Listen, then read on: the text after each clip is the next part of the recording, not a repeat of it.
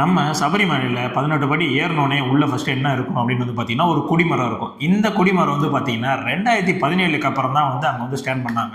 அப்போ 2017க்கு அப்புறம் தான் அங்கே கொடிமரம் இருந்துச்சா அப்படின்னு கேட்டால் அதுக்கு முன்னாடி கொடிமரம் இல்லையா அப்படின்னு கேட்டுச்சுன்னா அதுக்கு முன்னாடியும் கொடிமரம் இருந்துச்சு. ஆனால் இப்போ அந்த கொடிமரத்துக்கு என்ன ஆச்சு, அது ஏன் இது மாதிரி எடுத்துட்டு இந்த புது கொடிமரம் நட்டாங்க அப்படின்ற மாதிரியான ஒரு ஸ்டோரி இருக்குல்ல. ஸோ அதையும் இந்த வீடியோவில் பார்க்க போகிறோம். அது மட்டும் கிடையாது, 2017க்கு முன்னாடி டேமேஜ் ஆன கொடிமரத்தை என்ன பண்ணாங்க, இப்போ புதுசாக நடக்கக்கூடிய இந்த கொடிமரம் எவ்வளோ நாள் ப்ராசஸ் ஆச்சு. ஏன்னா இந்தக்கான கொடிமரம் பார்த்தீங்கன்னா 2015லேயே இந்த மரத்தை ஸ்டார்ட் பண்ணிட்டாங்க. ஆனால் கிட்டத்தட்ட 2017 தான் இந்த கொடிமரம் சபரிமலையிலேருந்து நிப்பாட்டப்பட்டுச்சு. அப்போ 2015லேயே வெட்டப்பட்ட அந்த மரத்தை 2 வருஷமாக அவங்க என்ன பண்ணிட்டு இருந்தாங்க அப்படின்ற மாதிரியான விஷயம் இருக்குல்ல. ஸோ அதையும் இந்த வீடியோவில் பார்க்க போகிறோம். 1942 திருவிதாங்கூர் மன்னர் உத்திராடம் திருநாள் மார்த்தாண்டவர்மன் இவர் பார்த்தீங்கன்னா 1942 சபரிமலைக்கு போயிருக்காரு. ஸோ அப்போ பார்த்தீங்கன்னா அவர் வச்சிருந்த அந்த ரோலிஃபிக்ஸ் கேமரா மூலியமா அந்த சபரிமலையை ஃபோட்டோ எடுக்கிறாரு. அவர் அப்போ எடுத்த அந்த பிக்சரை இப்போ நான் டிஸ்பிளே பண்ணுறேன் பாருங்க. ஸோ இதில் பார்த்தீங்கன்னா அந்த கொடிமரம் அந்த இடத்துல இல்லை. ஸோ ஆக்சுவலாக இதுதான் ப்ரூஃப். 1940 அந்த பீரியடுகள்லாம் பார்த்தீங்கன்னா சபரிமலையில் கொடிமரம் அப்படின்ற ஒன்று கிடையவே கிடையாது. ஸோ அப்போ அந்த கொடிமரம் அப்படின்ற ஒரு விஷயம் எப்போ உருவாச்சு அப்படின்னு பார்த்தீங்கன்னா 1960 அப்புறம் தான் இந்த கொடிமரம் அப்படின்ற ஒரு விஷயம் நிறுவப்பட்டுச்சு. அப்போ அந்த 1960 நிறுவப்பட்ட அதே அந்த கொடிமரம் தான் கிட்டத்தட்ட ஒரு 50 வருஷமா அந்த 2015க்கு முன்னாடி வரையுமே அந்த கொடிமரம் தான் ஃபிக்ஸ் பண்ணி வச்சிருந்தாங்க. அந்த 1960க்கு அப்புறம் இருந்த அந்த கொடிமரம் பார்த்தீங்கன்னா ரொம்பவுமே பழுது அடைஞ்சிருச்சு. ஸோ பழுது அடைஞ்சனால இந்த கொடிமரத்தை இப்போ மாற்றணும் அப்படின்னு சொல்லிட்டு அங்கே இருக்கிற எல்லாருமே டிசைட் பண்ணுறாங்க. ஸோ மாற்றணும் அப்படின்னா உடனே கட் பண்ணி போட்டுட்டு புது கொடிமரத்தை நடுறதுலாம் கிடையாது. அதுக்கு தேவ பிரசன்னம் அப்படின்ற மாதிரியான ஒரு விஷயம் நடக்கும். அதாவது இப்போ நம்ம போய் குறி கேட்போம்ல. ஸோ அது மாதிரி ஐயப்பன் கிட்ட சில பூஜைகள்லாம் பண்ணி ஐயப்பன் மூலியமா உத்தரவு வரணும். என்ன உத்தரவுனா, இந்த மாதிரி இந்த பழைய கொடிமரத்தை நீங்கள் அகற்றிட்டு புதிய கொடிமரத்தை நீங்கள் நிரூபிக்கலாம் அப்படின்ற மாதிரியான ஒரு உத்தரவு ஐயப்பன் கிட்ட வரணும். ஸோ அதுக்காக அந்த தேவ பிரசனம், அதாவது குறிகேப்பன்னு சொல்லுவோம்ல. ஸோ அந்த மாதிரியான ஒரு விஷயம் அங்கே நடக்குது. அந்த தேவ பிரசனம் நடக்கும்போது பார்த்தீங்கன்னா ஐயப்பன் குறி சொல்லிட்டாங்க, இந்த மாதிரி நீங்கள் இந்த பழைய கொடிமரத்தை நீக்கிட்டு புது கொடிமரம் வச்சுக்கலாம் அப்படின்ற மாதிரியான ஒரு அப்ரூவல் ஐயப்பன் கிட்ட இருந்து வந்துருச்சு. அப்ரூவல் வந்ததுக்கப்புறம் பார்த்தீங்கன்னா செப்டம்பர் 2015 முதல் முறையாக இந்த கொடிமரத்துக்கு தேவையான மரம் வெட்டப்படுதுங்க. ஸோ 2015லே வெட்டப்பட்ட மரம் தான். ஆனால் 2017 தான் சபரிமலையில் அந்த கொடிமரம்ன்றது ஏற்றப்பட்டுச்சு. கிட்டத்தட்ட 2 வருஷமாக இந்த மரத்துக்கான ப்ராசஸ்லாம் நடந்துட்டு இருக்கு. அப்படி என்னதான் அந்த கொடிமரத்துக்குள்ள ப்ராசஸ் நடக்குது அப்படின்னு உங்களுக்கு ஆச்சரியமா இருக்கும். ஸோ அதை நான் சொல்கிறேன், கேளுங்க. உண்மையிலேயே ஒரு கொடிமரம் நடுறதுக்கான ப்ராசஸ் இவ்வளோ இருக்கா அப்படின்றது உங்களுக்கு தெளிவாக புரியும்.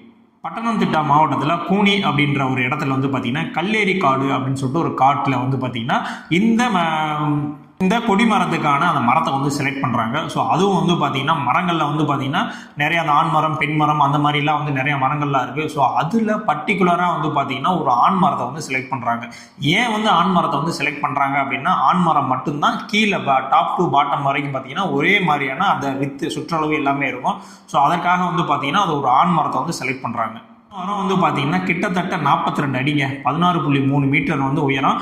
அதனுடைய வயது பார்த்தீங்கன்னா கிட்டத்தட்ட ஒரு 60 இருக்கும். ஸோ அந்த மாதிரியான ஒரு மரத்தை பக்காவாக ஒரு செலக்ட் பண்ணி இப்போ வெட்டுறதுக்கு தயாராகிறாங்க. வெட்டணும் அப்படின்னா உடனே வெட்டிடுவாங்களா அப்படின்னு கேட்டால் கிடையாதுங்க. சபரிமலையில் இருக்கக்கூட தந்திரி பார்த்தீங்கன்னா அந்த காட்டுக்கு அந்த மரத்துக்கு கீழே பார்த்தீங்கன்னா ஒரு பூஜை பண்ணுவாங்க. அதாவது எதுக்காக பண்ணுறாங்க அப்படின்னா, அங்கே இருக்கக்கூடிய அந்த வன தேவதைகள் எல்லாத்துக்குமே ஒரு நன்றி தெரிவிக்கும் வகையிலையும் இந்த மரத்தை நான் வெட்டிக்கிறோம் அப்படின்ற மாதிரி ஒரு அனுமதி கேட்கும் முறையிலையும் ஒரு பூஜை பண்ணுவாங்க. அது மட்டும் இல்லை, இந்த மரத்தை வெட்டிட்டோம், இந்த மரத்தில் வாழ்ந்துருக்கக்கூடிய அந்த குருவி நிறைய விஷயங்கள்லாம் இருக்குல்ல. ஸோ அந்த எல்லா உயிர்களுக்குமே ஒரு மன்னிப்பு மாதிரி கேட்டுட்டு ஒரு பூஜை போடுவாங்க. அதற்கப்புறம் பார்த்தீங்கன்னா அந்த மரம் வெட்டுறவர்களாம் அதை தொட்டு கும்பிட்டுட்டு தேங்காய் உடைச்சிட்டு அதுக்கப்புறம் தான் அந்த மரத்தை வெட்டவே ஸ்டார்ட் பண்ணுவாங்க. வெட்டினதுக்கப்புறம் ஒரு முக்கியமான விஷயம் என்ன அப்படின்னா, மரம் கீழே தரையில படவே கூடாது. எங்க இந்த காட்டுலேருந்து வெளியே கொண்டு வர்றது கிடையாது. இந்த காட்டுலேருந்து வெளியே கொண்டு வந்து இந்த ப்ராசஸ்லாம் முடிஞ்சு அந்த சபரிமலைக்கு போகிற வரைக்குமே பார்த்தீங்கன்னா மரத்தினுடைய எந்த பாகமுமே தரையில் படவே கூடாது. ஸோ அவ்வளோ முக்கியமாக கண் கருத்துமாக பார்த்து தரையிலே படாமல் தான் இந்த மரத்தை பார்த்தீங்கன்னா ஒரு லாரியில் ஏற்றிருக்காங்க. அதற்கப்புறம் பார்த்தீங்கன்னா இந்த மரத்தை அந்த வண்டியிலே கிட்டத்தட்ட அந்த பம்பைக்கெல்லாம் கொண்டு வருவாங்க. ஸோ அதுக்கெல்லாம் பார்த்தீங்கன்னா அந்த ஊரில் இருக்க எல்லா மக்களுமே பார்த்தீங்கன்னா மரத்தை தொட்டுலாம் அந்த பீரியடில் வணங்கியிருக்காங்க. ஸோ அப்படியே கொண்டு வந்த மரத்தை என்னடா பண்ணுவாங்க அப்படின்னு பார்த்தீங்கன்னா, அந்த பம்பா கணபதி பக்கத்தில் பார்த்தீங்கன்னா ஒரு மிகப்பெரிய ஒரு தொட்டி மாதிரி வச்சிருப்பாங்க. ஸோ அந்த தொட்டியில் பார்த்தீங்கன்னா 35 வகையான ஒரு பச்சிலை மூலிகையில் இந்த மரத்தை ஊற போட்டுருவாங்க. கிட்டத்தட்ட 6 மாசமா இந்த மூலிகையில் அந்த மரம் ஊறிக்கிட்டே இருக்கும். இது எதுக்காக பண்ணுறாங்க அப்படின்னு பார்த்தீங்கன்னா, அந்த மரம் வந்து ரொம்ப ஸ்ட்ராங்காக இருக்கணும் அப்படின்ற ஒரு ப்ராசஸ்க்காக இந்த வேலையில் வந்து பண்ணுறாங்க. இப்போ அந்த சைடு வந்து மரம் வந்து ஊறிட்டு இருக்கு. ஆனால் இந்த சைடு வந்து பார்த்தீங்கன்னா 2017 பிப்ரவரி வாக்கில் ஆல்ரெடி இருந்த அந்த பழைய கொடி மரத்தை வந்து டோட்டலாக வந்து அகற்றுறாங்க. அகற்றிட்டு அதில் மேலே இருக்கக்கூடிய அந்த செப்பு தகடுகள் இதெல்லாம் இருக்குல்ல, ஸோ அதெல்லாமே வந்து ரிமூவ் பண்ணி பார்க்குறாங்க. ரிமூவ் பண்ணி பார்க்கும்போது தான் தெரியுது உள்ளே இருந்தது மரமே கிடையாது, டோட்டலாக வந்து செப்பு தகடு, டோட்டலாக வந்து பார்த்தீங்கன்னா காங்கிரீட்டு செவரு அப்படின்னு. ஸோ இந்த காங்கிரீட் அப்படின்ற விஷயங்களும் தெரிஞ்சோடனே அங்கே இருக்கிற எல்லாத்துக்குமே சரி, மக்கள் எல்லாத்துக்குமே வந்து ஒரு மிகப்பெரிய ஆச்சரியமாக இருந்திருக்கு. ஏன் அப்படின்னா ஆக்சுவலாக கொடிமரம்ன்றது உண்மையிலே இந்த மாதிரியான ஒரு தேக்கு மரத்தை கொண்டு வந்து இந்த ப்ராசஸ்லாம் பண்ணி தான் வந்து பண்ணணும். ஆனால் அந்த காலகட்டத்தில் வந்து அந்த காங்கிரீட்டில் போட்டு வந்து பண்ணியிருக்காங்க அப்படின்றது மிகவும் ஆச்சரியமாக இருந்துச்சு. அது இல்லாமல் ஒரு 50 வருஷத்துக்கு முன்னாடி அது என்ன பண்ணாங்க அப்படின்றதுக்கான டீட்டெயில்ஸ் யார்ட்டையுமே வந்து கிடையாது. அவங்களுமே வந்து அது உள்ள மரம் தான் இருக்குன்னு நினச்சிருக்காங்க. ஆனால் செப்புத்தாடை வச்சு பார்த்த பிறகு தான் தெரிஞ்சிருக்கு உள்ளே இருக்கிறது வந்து ஃபுல்லாகவே காங்கிரீட் செவுரு அப்படின்னு. அதுக்கப்புறம் வந்து பார்த்தீங்கன்னா ஏப்ரல் மாதம் வந்து பார்த்தீங்கன்னா அது அந்த ஆதார சிலை அப்படின்னு சொல்லுவாங்க. அதாவது இந்த மரத்தை வந்து நிப்பாட்டுறதுக்கான அந்த ஒரு பீடம் இருக்குல்ல, ஸோ அந்த பீடத்துக்கு வந்து ஒரு பிரதிஷ்டை பண்ணுவாங்க. அதுக்கானது பூஜை இதெல்லாம் வந்து அந்த பீடத்துக்கு வந்து பண்ணிட்டு இருப்பாங்க. ஓகேங்க, இப்போ பம்பா கணபதியில் வந்து பார்த்தீங்கன்னா அந்த மரம் வந்து கிட்டத்தட்ட 6 மாதம் மேலே ஊறிடுச்சு. இப்போ இந்த மரத்தை கிட்டத்தட்ட 42 அடி உள்ள ஒரு மரத்தை இப்போ இங்கேருந்து சபரிமலைக்கு 18 படி ஏறி மேலே வந்து கொண்டு போகணும். ஆனால் எந்த ஒரு விஷயத்துலையுமே வந்து கீழே வந்து அது வந்து பற்றவே கூடாது. அப்படி ஒரு சுச்சுவேஷனில் வந்து மரத்தை வந்து கொண்டு போகணும். இதுக்கு வந்து என்ன பண்ணாங்க அப்படின்னு பார்த்தீங்கன்னா கிட்டத்தட்ட ஒரு 2000 பக்தர்கள் வந்து பார்த்தீங்கன்னா 21 நாட்கள் வந்து விரதம் இருந்து இந்த மரத்தை வந்து மேலே வந்து கொண்டு போய் செலுத்தியிருக்காங்க.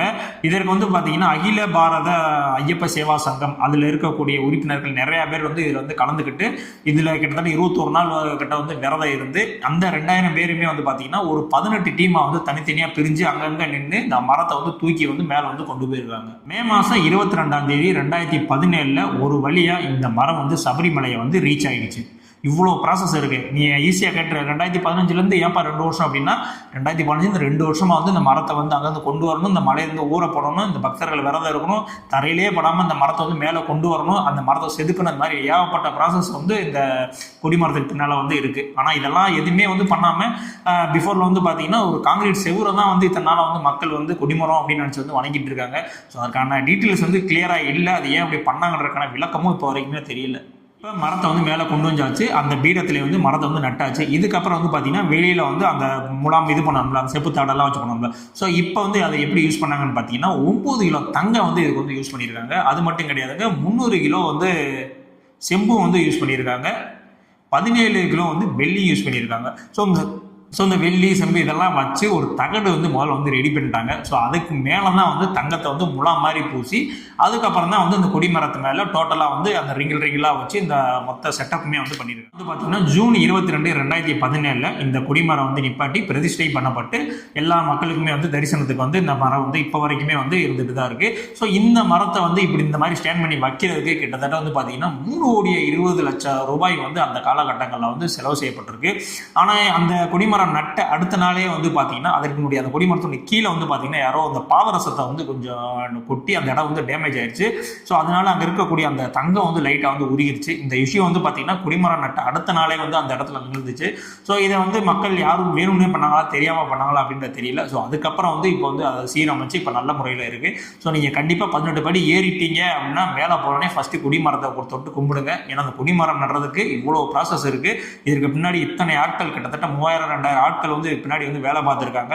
ஸோ அதெல்லாம் வந்து நம்ம வந்து அதெல்லாம் ஈஸியாக கிடையாது. ஏன்னா அவ்வளோ கஷ்டங்கள். ஏன்னா அவ்வளோ நாள் வந்து விரதம் இருந்து 2000 பேர் இருந்து அந்த மரத்தை கொண்டு வந்து செதுக்கி ஊற போட்டு மேலே தூக்கிட்டு போய் தரையிலே படாமல் ஸோ அவ்வளோ விஷயங்கள் வந்து பண்ணியிருக்காங்க. ஸோ கண்டிப்பாக அதோட சபரிமலை போனீங்கன்னா கண்டிப்பாக அந்த கொடிமரத்தை வந்து தொட்டு வந்து வணங்குங்க. இதன் மூலியமாக சபரிமலையில் கொடிமரம் எப்படி வந்துச்சு அப்படின்ற மாதிரியான டீட்டெயில் வந்து உங்களுக்கு தெளிவாக தெரிஞ்சிருக்கும் அப்படின்றத வந்து நான் நம்புகிறேன். ஸோ இது வந்து உங்களுக்கு தெரியலை அப்படின்னா நிறைய ஐயப்ப பக்தர்கள் வந்து தெரியாமே இருக்கும். ஸோ அவங்களுக்கெல்லாம் கண்டிப்பாக வந்து ஷேர் பண்ணுங்கள். ஸோ நம்ம சேனலை சப்ஸ்கிரைப் பண்ணாமல் இருக்கிறவங்க கண்டிப்பான முறையில் நம்ம சேனல் வந்து சப்ஸ்கிரைப் பண்ணிங்க. ஸோ இதே மாதிரியான அடுத்த ஒரு வீடியோ வந்து உங்களுக்கு சந்திக்கிறேன். பாய்.